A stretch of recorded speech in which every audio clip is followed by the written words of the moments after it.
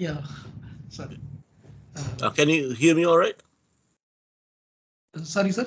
Can you hear me all right? Yeah. I'm hearing you, and I'm saying you also. How is Let me your? see if I can switch the light on. Maybe it might be a bit dark. Okay, please. Okay.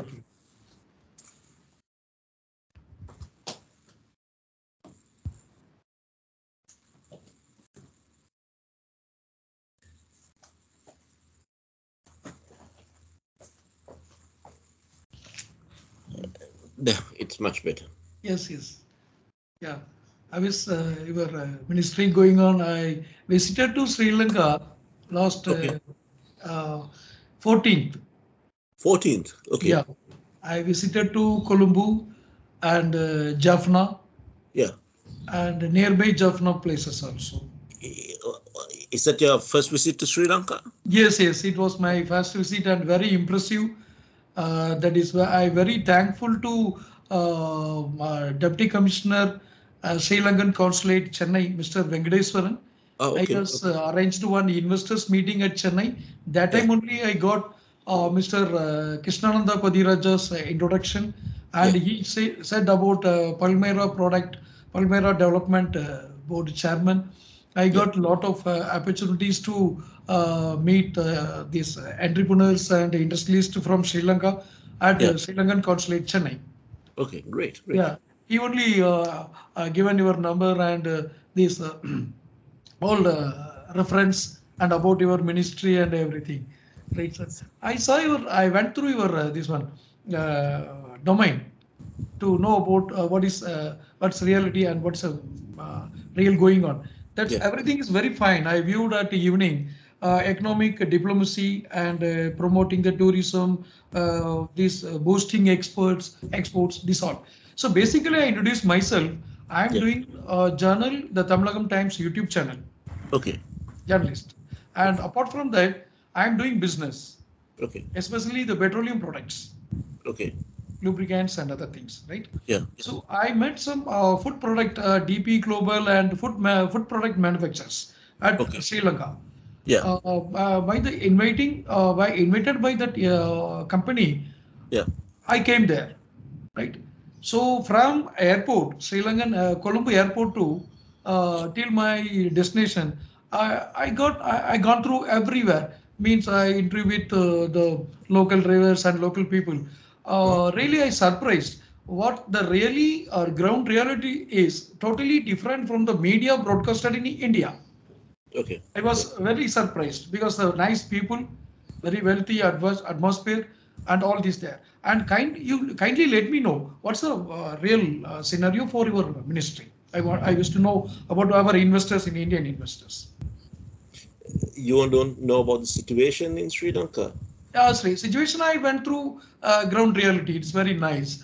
And what's your what you want to say about our investors, Indian investors, to come to Sri Lanka and invest? Okay. Well, at the moment in Sri Lanka, we are going through what happened was there was a financial crisis, which mainly was the result of the lack of dollars, and which I think was primarily responsible for, there were three primary responsible reasons, maybe four primary responsible reasons. One is that we have not shown fiscal responsibility, the conservative governments, and so I think that caught up eventually. The second reason is that the balance of payment. There was a balance of payment crisis which was created mainly due to COVID. After the Easter attacks for 3 consecutive years, our tourism was negligible. We lost about 9 to 10 billion worth of from tourist receipts net. I think totally we lost about 13 billion, and so that was, and then also the worker remittance. There was about 200,000 workers who came to Sri Lanka, and then which resulted in with the balance of payment crisis that the the international rating agencies downgrading us. So usually we used to go for about 2 billion worth of sovereign bonds, and then the capital markets were not accessible to us. But also I think the bad financial mismanagement. I think we saw that coming from the time of the previous government. The loans tend to be very our loans were manageable. I think, but we had three types of loans, mainly the bilaterals, the multilaterals, and then also the international sovereign bonds. See, multilaterals with ADB and the World Bank, you obviously get the best rates and the best terms. The bilateral loans were more expensive. We had about 10% of our foreign debt was to China, and the other 10% was to before the crisis. Other 10% was to Japan, and then about 48% for the international sovereign bonds. Okay, so then roughly the other 30% were the multilaterals, the ADB loans, and the other donors. So when we during the previous government, that the international sovereign bonds was increased from 5 billion to 17.5 billion. And the rates were quite high, about 8%, 7-8%, which we had to pay, and so that was also another reason. But I think also there's a great amount of responsibility the current government also needs to take, because the previous the finance minister and the central bank governor, they were hoping that that the economy will improve, and they were hoping that we will be able to provide a homegrown solution. So whereas many were of the view that the debt was unsustainable and that we should have gone to the IMF at an earlier occasion, and we didn't do that, and as a result of that, I think all these four factors contributed to, and of course the global economic crisis. I think also with the Russian war, things such as the war in Ukraine and all those things also didn't quite help. The energy prices have been very high, so those things also, the external factors, have not helped Sri Lanka in that regard. And also because there was a delay in going to the IMF, so until we come up with a package from the IMF, until a restructuring package for our debt, and until we show that our debt is sustainable, we need to basically look at the friendly countries to help us through this period. And in that regard, India has stepped up and been magnanimous as a very strong neighbor, and they have helped us, and they have stated that they will continue to help us. I think that also goes to show the strength in the Sri Lanka's and India's relationship at this juncture. Yeah, it is very nice, Minister. What you said is very right. When I came to Jaffna, I met one a professor, history professor, subject of history professor, and he's a journalist also. What he said is, he interviewed with me for very long time, 1 hour. Our meeting was at 1 hour. And in between my meeting, I observed something which I share with you. You tell me about your view that more than 30 years war is conducted. The country has met the more than 30 years war. And the manpower, due to war, the Sri Lankans are migrated to abroad, other countries. So manpower shortage. These are the main impact for the economical crisis. It is not only because of existing president and PM. What he said is a statement from the journalist and the history professor. What about your view about that? Well, I mean, I'll have to go dig more into it. I mean, if there's a manpower shortage, yes, there are certain manpower shortages in certain areas, but then we shouldn't be having unemployment in Sri Lanka, right? Okay. But I think what he probably meant was the brain drain. What I would think is that what he probably meant was that the talented people in Sri Lanka Yeah. have gone overseas for greener pastures, and we see and we hear them doing remarkably well in other countries. Okay. Yes, so I do agree with him. Okay. I do agree with him to that extent. Yeah. But we also need to it doesn't the way I see it, that the people who are in Sri Lanka, Okay. I don't think they're less talented, what I would think is that now, let's say, if some of the people who are doing exceedingly well in other countries, Okay. I understand there was a lady, she's the Sri Lankan in Australia, Sri Lankan origin. She's in Australia. She's the highest paid CEO in Okay. Australia. Um, for a public company, and but then you need to ask the question: if she had remained in Sri Lanka, would she have Okay. risen to those heights? Right. And the answer, I would think, is yes. Of course, I'm not trying to take anything away from her Right. and her brilliance, but also for people, the Sri Lankans, when they go to other countries, and for them to succeed, is that those countries have better institutions in place, and Right. that is something which we need to do. Okay. We need to ensure that there will be opportunity for everybody in Sri Lanka. Okay. That's right. That's right.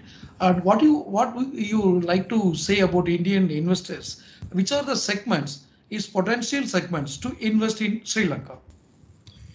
Well, I think irrespective of the economic issues which we have in Sri Lanka, there's a lot of interest in Sri Lanka, and Okay. India has been a very large investor in Sri Okay. Lanka. I would think there are certain areas which we can work very closely together. Okay. There are 5 trust areas which Sri Lanka is looking at, and I think in all of those areas, the India is involved in some way or the other. The Okay. logistics, I think, is will have a natural growth. Yeah. Because 87% of all the cargo, the containers which come to Sri Lanka are Right. transshipments, and most of them end up in India. Right. So the India and Sri Lanka are now the Advani Group. They are going to invest in the Colombo port, the West Terminal, which is about Yeah. 700-800 million investment. So certainly the logistics would be a very interesting area, given that even if you look at the Hambantota Harbour, it's a deep sea harbour. The ships which are getting bigger and bigger now. The triple E class ships can dock in these ports. So this is one area. I think the ICT sector and technology sector is also another area. HDL came to Sri Lanka. They wanted to start with I think like 500 people, and then now they want to expand to 5,000 people. Okay. The If you look at the salaries in, let's say, of a software engineer, and one in Bangalore and in Sri Lanka, the Sri Lankan probably Okay. cost about 75%, the 75% of the cost of a software engineer in Bangalore. Now it's probably even more cheaper, and the aptitude is also quite similar. Okay. And we do have a lot of IT companies which do this niche market. We don't have the numbers such as where Right. big companies such as HCL, where they have about 100,000 people working for them. Yeah. But I know there's another one of the largest Indian ITC companies is also now looking at operating in Sri Lanka. So I Okay. think definitely, and when it comes to I think IT industry, I don't think it's just Okay. I don't think it's just India. I think Okay. we need to all the South Asian countries need to work together. If you look at Okay. Bangladesh, you have 500,000 freelancers. Yeah, so Yes. we need to make sure that the freelancers in India, freelancers in Sri Lanka, Yeah. they are given that the movement of mobility, and they can work anywhere else they want to work.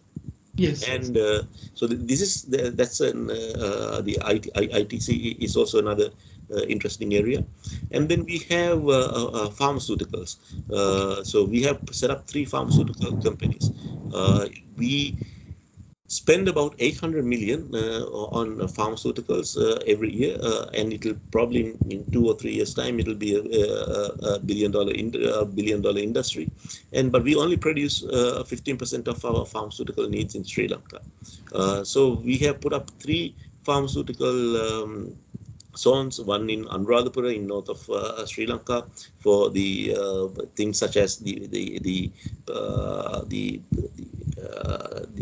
pharmaceutical supplies and the like bandages and the that kind of the material, and then in the second one and the third one we have for the formulation and for things such as complex formulations, but also the one in the pharmaceutical. So in Hambantota we have these the environmental authority, the approvals, and all those approvals have already been taken, and we are also intend on using the common utilities to, let's say, to dispatch the hazardous material and things such as that. So I think the government is also embarked on an ambitious program to at least to ensure that 50% of our pharmaceutical needs will be produced locally. So there, I think, in time to come, there probably will be tariffs on the imported pharmaceuticals. So I think, if the Indian companies, some Bangladesh, two Bangladeshi companies already have invested in Sri Lanka. So I think the pharmaceuticals is also potential area to invest in Sri Lanka. Yeah. And these 3 areas. Then there are other areas such as energy. We have already been talking with India to see whether we can, the national grids can be connected. So then if there's any excess energy that can be sourced out. So the energy is also, and the Adanis, I think they have also committed to another 500 million renewable investment. So that's another possible area of investments. Then also, I think the one area which Sri Lanka has not cashed in, but there's tremendous potential, is the minerals. We have some of the best minerals in the world, but of course not in very large quantities. But the the quality of the minerals are very good. We are the only country in the world which has what's called vein graphite. Okay, it's the carbon content of the graphite is very high. It's about 99.9% in certain mines. We have thorium deposits, and then we have the phosphates, which is enough for the next 200 years. It's one of very large phosphate deposits, which we can produce fertilizer and things such as that. And then also we have ilmenite, and most of that ilmenite is exported to one Japanese company in its raw form. So I think if there's a lot of potential for value addition of the minerals in Sri Lanka.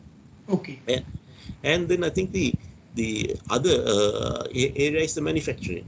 There's tremendous potential for the manufacturing also, and I think there's particularly if you look at the Hambantota region where it's very close to the shipping lanes, and of course the final area is tourism. And I think India is the largest market at the moment. Yes. Our tourist arrivals has been fairly good. In March we exceeded 100,000. Now in April there is a dip due to perhaps the unfavorable the news alerts which are going out. But of course I must state that the whatever the protests which takes place in Sri Lanka, they are very, very peaceful, and you see on social media some of the tourists also going and joining these protests. There's also a sense of like a carnival atmosphere for some of these protests. They're not like violent protests. Of course it can lead to violence So we need to be careful on that. But tourists, if you look at tourism, we haven't had any tourists from China this year. Okay, Okay. it used to be our second biggest market. So then we get tourists from India, we get tourists from China, then we get Russia and Ukraine. Before the war, they have been one of our biggest markets. Then we get tourists from the Western Europe, and then we also are working very hard to get tourists from areas like the Middle East and uh, countries like Korea. So, Right. so it's not just for the Indians to come and visit Sri Lanka, Right. but it's also for, I think, they can, have investments. So there's a lot of Indian investment in terms of hotels, and Yes. Yes. so the Taj Group was one of the earliest groups to invest in Sri Lanka. So I Yeah. certainly think that there's a lot of scope here for Sri Lanka. And I mean, of course, I'm Sri Lankan, and I may be biased, but Sri Lanka is a very nice place to live. Yeah. I Yeah. I really like understand. this. When I Um, visited your country, I understood. You are right. You are right. You are right. because I mean, if you look at something like the quality of air in Sri Lanka, well, it's getting bad. The quality of air in Sri Lanka is also getting bad. But I think it has that island mentality. Things are a little bit, the people are easygoing. People Yes. are very friendly. The food is great, Yeah. and the weather is fantastic. And Yes. I think it tends to be more cleaner, and then it tends to be very the environment is Yes. it's Yes. I it's understand. it's perhaps very close to Goa, I would think so, or Kerala. So I think it's a very good place to live. If you look at it's a very good place for any expats to work. And in for Indians, I think it's especially so due to the historical connections also. And it for sometimes the tickets are much cheaper from, let's say, Delhi to Colombo to then Yeah. to Delhi to Chennai, or Chennai some to, other yeah. parts of India. So I think Yes. there's a lot of potential for India and Sri Lanka to collaborate together. Yes, yes. What you said is very right. As a historical relationship between Sri Lanka and India, we have to reinitiate, rebuild, and we have to restart our business relationships between India and Sri Lanka. That's one of my industrialist who was at Colombo. She said that it is a right time to come to Sri Lanka and start the business. Do you think that, Minister? Do you think that what are the protests going on? It's a very short time only, and it's artificial, and it is need not to happen. What do you think about it? It is the protest which is going on, because the investors will get fear. How long we can stability of the government, and how long our business will live if we come to invest in Sri Lanka? What about this protest is going on? Yeah, as I mentioned, the protest tends to be extremely peaceful, but the protest is mainly due to the shortages of gas and the electricity, and fuel. If you look at in some areas, such as in Colombo, there are apartments which are about 20 stories, and these apartments has about 1,500 people living in them.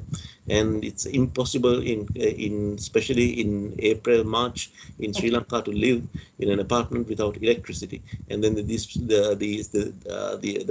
residents cannot use firewood for cooking. So there was a lot of frustration at one time. For a very short period of time, there was power cuts for 14 hours, and it's Okay. not it becomes increasingly impossible for people to live.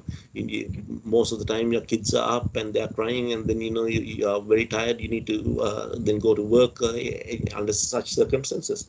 So there was genuine frustration Yeah. from the people due to the failing economic conditions. Understood. And also, I think that the economic issue has brought political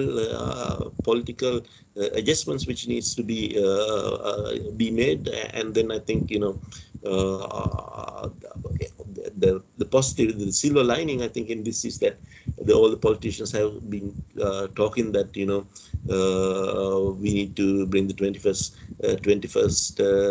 Amendment to reduce the power of the executive president, more in line with the 19th Amendment, and there's been a lot of talk. I myself have suggested 5 points in Parliament, which the first point being that the MPs should be audited, and so that I think there will be new initiatives which will be taken to reduce things such as corruption.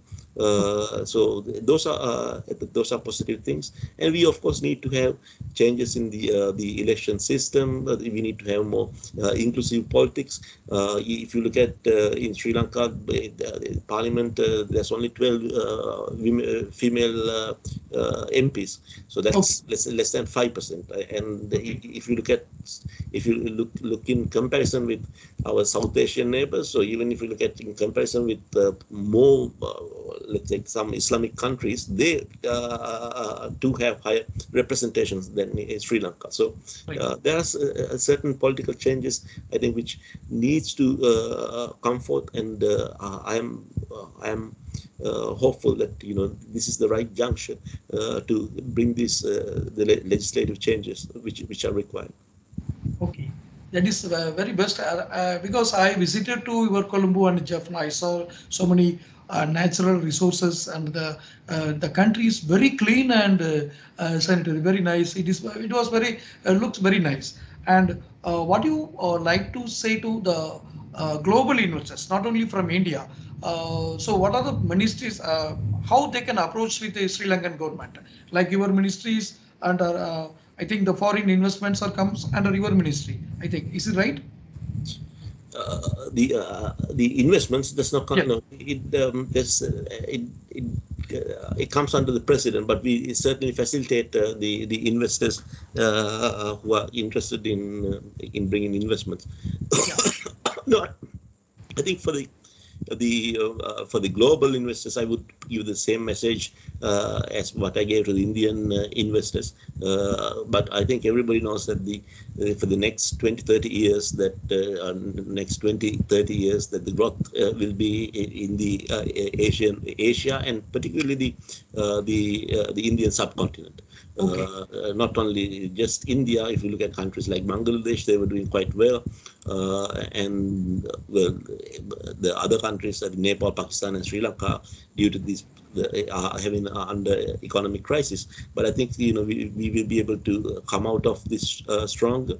And in Sri Lanka, there's it's the location. I think it's very vital, the Sri Lanka's location, and it's not only a 22 million market.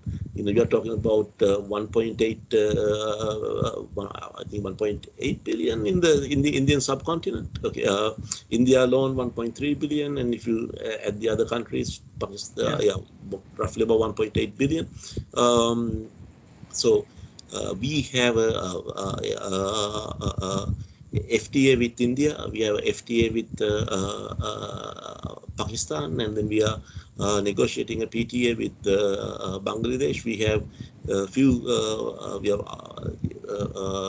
agreements with the SAFTA agreement and with the Maldives. So I don't think you need to necessarily look at Sri Lanka per se, but you need to look at the entire subcontinent. So given all Sri Lanka is I would say, like, not so intimidating. If you go to some place like Mumbai or something, and there's 20 million people, it's a world on its own. And so it's a good place to do business. It's a more freer island. And we are now quite strong in our infrastructure. Most of the infrastructure is being built at the moment. So and the location, as I mentioned, it plays a vital, important role. The education levels in Sri Lanka are very high. There's most people They wanted to have some sort of tertiary education. So, and the Asian culture, in the Asian culture, it's that there's some sort of Yeah. pressure Yeah. from Yes. your the parents to also to excel well in your in your Yes. studies and to do well in your education. So Yeah. all those things are there in Sri Lanka. So I think all the positives are there. It's just that we are going through a bad period, and I'm sure that our country has been a country of resilience, and I'm sure that we will come out of this, and particularly with the help of our strong neighbors. So I'm very optimistic with Sri Lanka.